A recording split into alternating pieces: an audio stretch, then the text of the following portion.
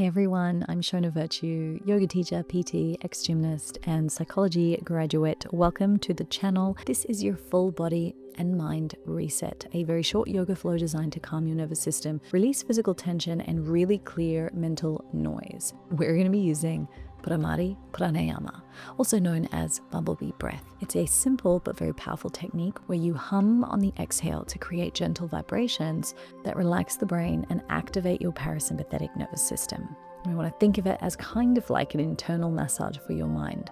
You don't need any equipment, just a quiet space and an open mind. Let's begin.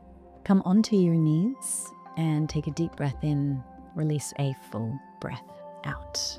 Let's really arrive on our mat and begin the session by prepping our wrists. So you're just going to take your wrists in circles like this. Nothing crazy. Just want to start to feel the hands a little bit more. So take it in both directions, clockwise and anti-clockwise, and then turn your fingers towards your knees. Push your heels of your hands towards the floor and then start to move back.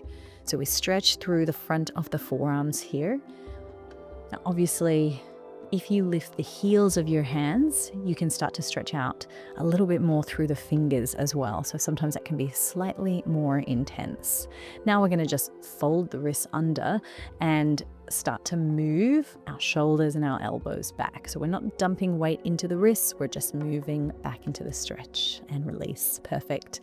So from that kneeling position, we're going to take a stretch over to one side, come back to center, and take it up and over to the other side.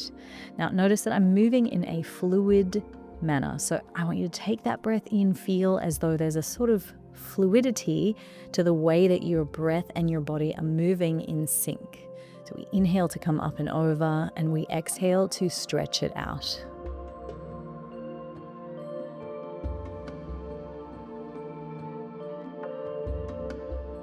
Beautiful. Let's come back into an all-fours position onto the hands and knees. Spread the fingers nice and wide, arching the back as you inhale, exhale back into downward facing dog. We're going to start to walk out through the heels a little bit here and just shake out through the head, yes and no. You can start to sort of just pedal your heels and move your body in a way that feels right to kind of make this position feel right for you. Begin to walk your hands back to your feet and just shake out your head. Slowly unroll, stacking the spine all the way back up, interlace the fingers behind your back, and fold forward here as you exhale. Good, my feet are hip distance apart. Inhale, come into the halfway lift, so straightening my legs, straightening my arms. Exhale, fold forward, interlacing the fingers behind the back. Inhale into the halfway lift. And exhale, you can either interlace your fingers if your shoulders allow it. If it's uncomfortable for you, you can just let your arms rest down towards the floor. The main thing that we're doing here is getting that nice big stretch as we inhale to the halfway lift. I've got a flat back here. I'm loading my hamstrings and I'm squeezing my glutes as I come back up to standing. So this is really like a stiff leg deadlift.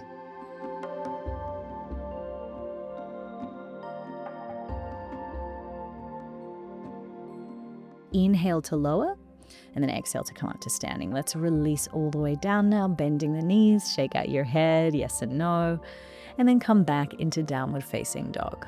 Now from here, I'm going to inhale, just extend that right foot forward, exhale, come down into pigeon pose. So the right knee comes behind the right wrist. I'm going to square off my hips, and I physically grab my hip here and pull it back, okay? And then come up to the fingertips. Take a deep breath in, really work on keeping hips square here.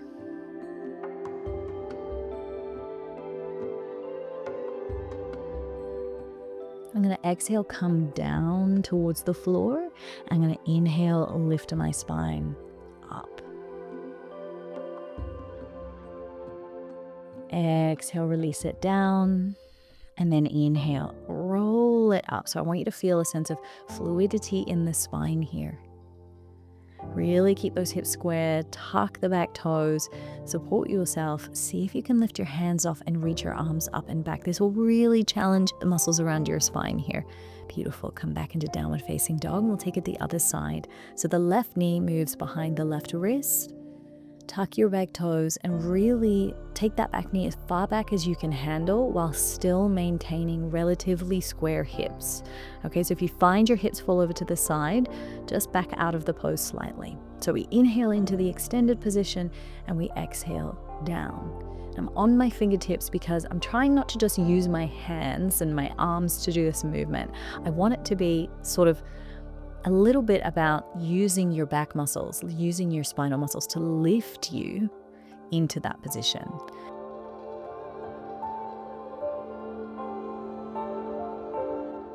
And when you're ready, tuck your back toe to support yourself, lift your arms forward and up, opening the arms out to the side, palms together, and then exhale, hands down, and we move back into downward facing dog. Walk out through the heels, and let's move into a long lunge position or a lizard position here. So right foot to the outside of the right hand. I'm bringing my elbow to the floor, twisting and reaching up. So inhale to come down, and then exhale, twisting and reaching.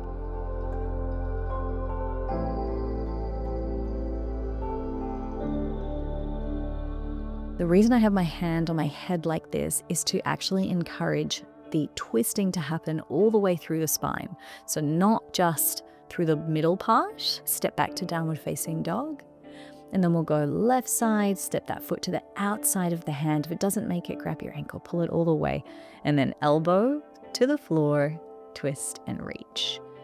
So the hand is just gently there to remind you to also twist the neck. So we're trying to get that rotation all the way through the spine, not just through the middle portion as we reach around. Okay, downward facing dog here. Take the feet out to the edges of the mat, turn the toes out and the heels in, and move into a deep squat in yoga, also known as malasana.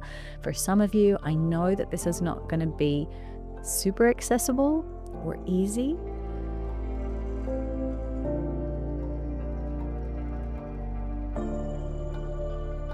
If it is not available to you, then you can come over to like a door handle or a chair or something that's sturdy enough and just come down into a deep supported squat like I just did there. If you're taking the deep squat with me, amazing. Use your elbows to push your knees out wide and then release. We're going to come down onto the floor, feet hip distance apart, hands shoulder distance apart. And I want you to open up the shoulders and then begin to lift the hips into that tabletop position. So we're really trying to work our ribs away from our arms here. And then slowly lower back down. Exhale to lift up. And then inhale, you'll slowly lower back down. But just really think about when you do that sort of movement, creating space as much as you can. Come down onto your back. Now, your feet are hip distance again, but I want you to feel like you can reach your heels with your middle fingers. Come into a bridge position, interlace the fingers behind your back, walk the shoulder blades in together, and press the pinkies into the floor. Now, walk the shoulder blades. Again, we're trying to create more space between the ribs, kind of moving away from your arms in a way.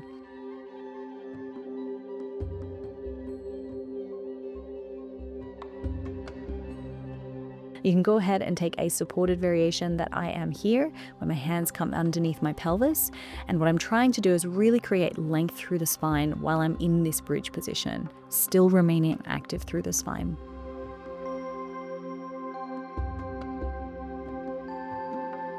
Hug the knees in towards the chest and then rock up all the way through your cross-seated position. I don't mind how you get there if that's not accessible to you. Just make your way up onto your toes like this, or your knees and your toes. So I'm tucking my toes and I'm just getting a nice little stretch for my feet here. So neglected, so necessary. Bring the hands to the lower back and lift up, and we're going to come into camel pose. So tuck your tailbone and begin to open the front of your body here as you lean back. But we've got to keep our back active. So I don't want you to think about relaxing your spine. I want you to think about really actively opening. Release here. Just take a moment to process the sensation. Relax the shoulders. And then go ahead when you're ready, come back up. And we're going to try and go for either the variation you did before or this variation here, where I'm actually extending one side at a time. Now, to do so, some of you may be a little bit contraindicated in a twisting backbend, so please take this slow.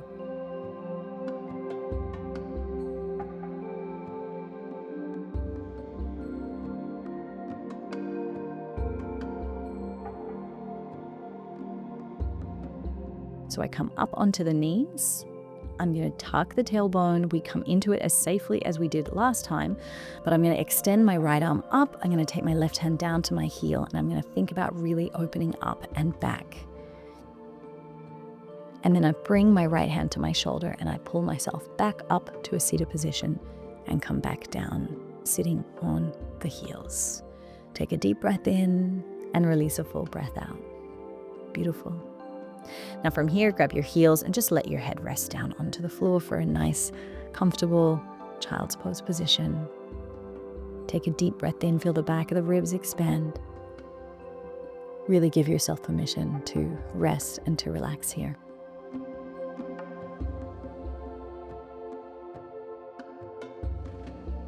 Beautiful. Press back into downward facing dog, cross-seated position. And then from here, we're going to come onto our backs and we're going to start to work through a little bit of a core position. So just finding our core muscles. You're going to come into a tabletop position, knees stacked over the hips. I'm going to take my arms up above my head and I'm going to start to move them forward and backwards. But notice what's happening here is that I'm keeping my ribs down and back. So I'm going to exhale as I extend the arms above my head, inhale as I bring them forward. Really key here is that you keep your feet in alignment with your knees in alignment with your hips. Don't let the knees come forward. They will try to.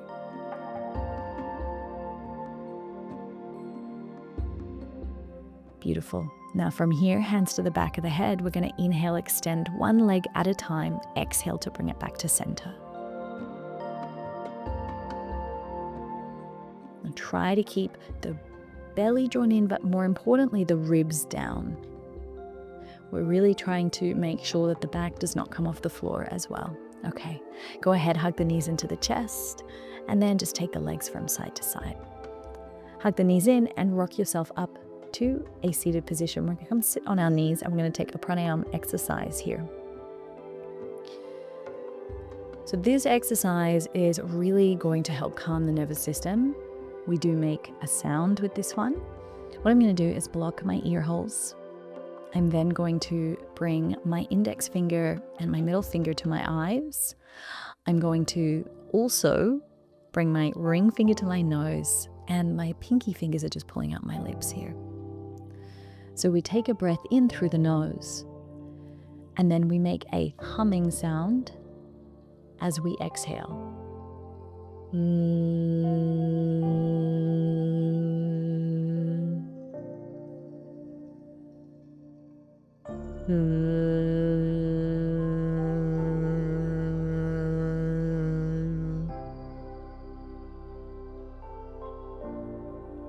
After you've done 3 rounds, we're then going to move into a zzz sound, like a bumblebee. Inhale and exhale, zzz, sort of like you're doing a Z sound. After you've done that 3 times, release your hands down, keeping your eyes closed. Just notice the effects of that pranayama practice. Gently crack the eyes open, palms together. Thank you so much for sharing your practice with me. Namaste. I will see you soon.